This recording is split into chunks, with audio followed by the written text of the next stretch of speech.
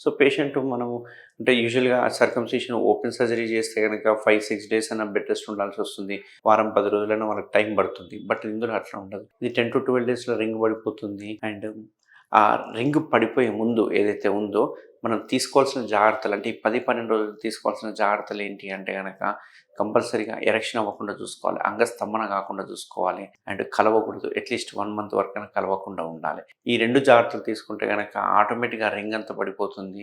అంతేకాకుండా ఆ చర్మం వెనక్కొచ్చేస్తుంది కాబట్టి మళ్ళీ మనకు ఫ్యూచర్‌లో కూడా పెరగదు. చాలామంది ఏమనుకుంటారంటే ఇప్పుడు చర్మం తీసేసిన తర్వాత మళ్ళా 6 మంత్స్‌కి పెరుగుతదేమో అనుకుంటారు. బట్ ఆ ఏరియాలో మనం ఒక్కసారి గనక చర్మం తీసేసామంటే లైఫ్ లాంగ్ ఆ చర్మం అనేది పెరగదక్కడ. సో, కంప్లీట్‌గా వెనక్కే ఉంటుంది. అంతేకాకుండా కింద అటాచ్‌మెంట్‌ని కూడా మనము చిన్న లేజర్ సర్జరీ ద్వారా తీసేస్తాం అన్నట్టు. సో, ఎవరికైనా గనక ఈ సింప్టమ్స్ ఉంటే గనక లేకుంటే ఎవరికైనా గనక షుగర్ వలన గనక వెనక్కి రాకపోవడము, చర్మం వెనక్కి రాకపోకుండా ఆహ్, కట్ అయిపోయినట్టుగా అనిపియడము, పగుళ్ళు అనిపియడం, ఇట్లాంటివి క్రాక్స్ అనిపియడం ఇట్లాంటివి ఉంటే గనక తప్పకుండా ట్రీట్మెంట్ రేంజ్ హాస్పిటల్ నేను అవైలబుల్ ఉంటాను. దీనికి కేఎస్ఆర్ స్టేప్లర్ సర్కంసిషన్ చేయడం వల్ల దీన్ని కంప్లీట్‌గా 100% నివారించొచ్చు. Thank you very much.